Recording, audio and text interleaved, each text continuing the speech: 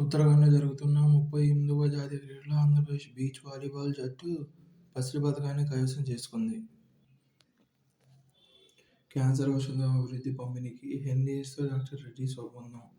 HLX-15 అనే cancer ఔషధాన్ని అభివృద్ధి చేసి పంపిణీ కార్యకలాపాలు నిర్వహించేందుకు చైనాలోని షాంఘై హెన్రీస్ బయోటెక్ అనే సంస్థతో డాక్టర్ రెడ్డీస్ లాబొరేటరీస్ ఒప్పందం కుదుర్చుకుంది. HLX-15 అనేది recombinant anti CD human monoclonal antibody injection. దీన్ని ఇంజెక్షన్ ద్వారా లేదా సిరింజ్ ద్వారా రోగికి ఇస్తారు. ఇది దరాతుమోబుల్ బయాసినిల్ ఔషధానికి సమానం. బ్రైట్కామ్ ప్రమోటర్లకు 34 కోట్ల జరిమానా. సెక్యూరిటీస్ మార్కెట్స్ నుంచి 5 ఏళ్ల నిషేధం. కేఎంపీలుగా వ్యవహరించవద్దు సెబీ. హైదరాబాద్ చెందిన బ్రైట్కామ్ గ్రూప్ బీసీజీ ప్రమోటర్లపై సెబీ 34 కోట్ల జరిమానా విధించింది. కంపెనీ ఆదాయాలు, లాభాలను తప్పుగా చూపించినందుకు ఈ చర్య తీసుకుంది. ప్రమోటర్ల గ్రూపులకు చెందిన ఎం. సురేష్ కుమార్ రెడ్డి, విజయ్ కంచర్ల, చెరి 15 కోట్ల జరిమానా చెల్లించాలని ఆదేశించింది. దీంతో పాటు శ్రీ వై. శ్రీనివాసులకు 2 కోట్లు, కంపెనీకి 1 కోటి, యారాదొద్ది రమేష్ రెడ్డికి 1 కోటి చొప్పున జరిమానా విధించింది. ఏఐఎస్ అధికారిని పంపండి. మహాప్రభు డిప్యుటేషన్పై ఇవ్వాలని రాష్ట్ర ప్రభుత్వం పదే వినతులు. అధికారుల కొరత ఉందని 2 సార్లు లేఖలు రాసిన సీఎం అయినా స్పందించని కేంద్రం. 239 మంది ఉన్నతాధికారులు అవసరం ఉన్నది 191 మందే. రాష్ట్రంలో ఏఐఎస్ అధికారుల కొరత తీవ్రంగా ఉంది. ఇది పాలనపై తీవ్ర ప్రతికూల ప్రభావం చూపుతుంది. ప్రభుత్వం రాజీపడి ఒకే అధికారిని 2-3 పోస్టుల్లో కొనసాగించాల్సి ఉంటుంది. వారు పని ఒత్తిడితో ఏ శాఖకు పూర్తి న్యాయం చేయలేకపోతున్నారు. అగ్రస్థానంలో ఫరూక్, అట్టడుగున సుభాష్. దస్త్రాల పరిష్కారంలో మంత్రుల, నాయకుల ఆలోచనలు చంద్రబాబు బదులు పవన్ కళ్యాణ్. గేర్ మార్చాలని, వేగం పెంచాలని సీఎం ఆదేశం. మేనకూరులో మరో 2 పరిశ్రమలు. 4,000 కోట్ల పెట్టుబడులు. భూముల కోసం పరిశీలన. పారిశ్రామిక వాడలో ఖాళీగా ఉన్న భూములు. తిరుపతి జిల్లా నాయుడుపేట మండలం మేనకూరు పారిశ్రామిక వాడలో త్వరలో కొత్తగా 2 భారీ పరిశ్రమలు ఏర్పాటు కానున్నాయి. జిటిల్ దావోస్ సదస్సులో ముఖ్యమంత్రి చంద్రబాబు నాయుడు మంత్రులపై పారిశ్రామికవేత్తలతో సమావేశాలు నిర్వహించి పరిశ్రమల ఏర్పాటుకు రాష్ట్రంలో ఉన్న వనరులు, ప్రోత్సాహక రాయితీల గురించి వివరించడం తెలిసిందే. రానున్న కంపెనీలు ఇవే.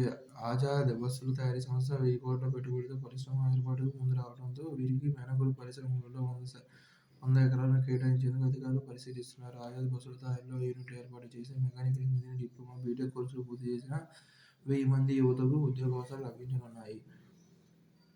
ఫిలిప్స్ కార్బన్ సంస్థ కూడా 3,000 కోట్లతో పరిశ్రమ స్థాపనకు ముందుకు రావడంతో భూముల కేటాయింపులకు పరిశీలన జరుగుతుంది. రబ్బరు పరికరాల తయారీకి ఉపయోగించే కార్బన్ బ్లాక్లు తయారు చేయనున్నారు. దీని ద్వారా 1000 మందికి పైగా ఉద్యోగోపాధి కలగనుంది. గజరాజుల గమనం తెలిపే ట్రాకర్ రూపొందించి అందుబాటులోకి తెచ్చిన కర్ణాటక అటవీశాఖ. కర్ణాటకలో తయారైన స్వదేశీ రేడియో కాలర్ ట్రాకర్. ఏనుగుల కదలికలపై నిరంతర నిఘా పెట్టేందుకు కర్ణాటక అటవీశాఖ స్వదేశీ ట్రాకర్ను రూపొందించి వినియోగంలో తెచ్చింది. ట్రంప్ దురాలోచన.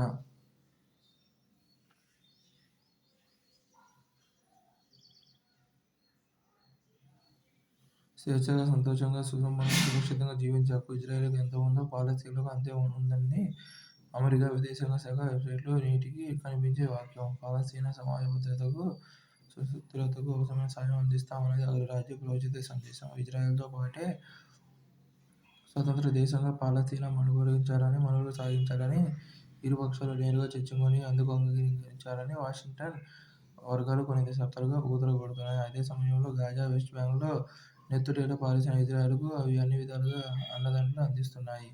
ఆ స్థాయిలో టెల్ అవీవ్ ఘాతుకాలకు మద్దతు పలికితేనే పైకి మాత్రం నిర్దేశిత సరిహద్దులతో 2 దేశాల ఏర్పాటే సంక్షోభానికి అంతిమ పరిష్కారమని అమెరికా ఇంతవరకు సెలవిచ్చింది.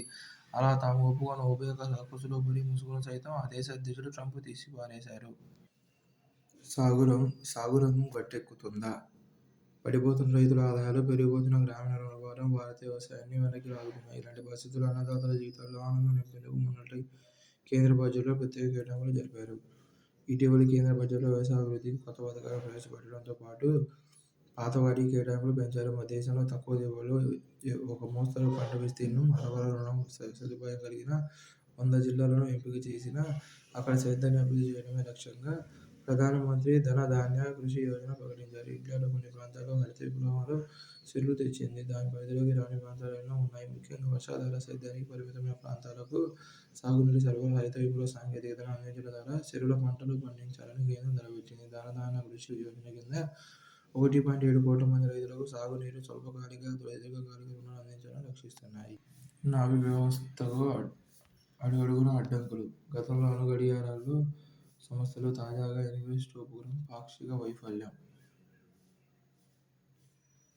మెదడులో అల్యూమినియం మోతాదుకు మించి పేరుకుపోతే డయాలసిస్, ఎన్కెఫలోపతి లేదా డయాలసిస్ డిమెన్షియా వ్యాధికి గురయ్యే ప్రమాదం ఉందని వైద్య శాస్త్రజ్ఞులు అంటున్నారు. ఎస్సీ, ఎస్టీలకు విద్యుత్ ఉచితం, లీజు అదనం.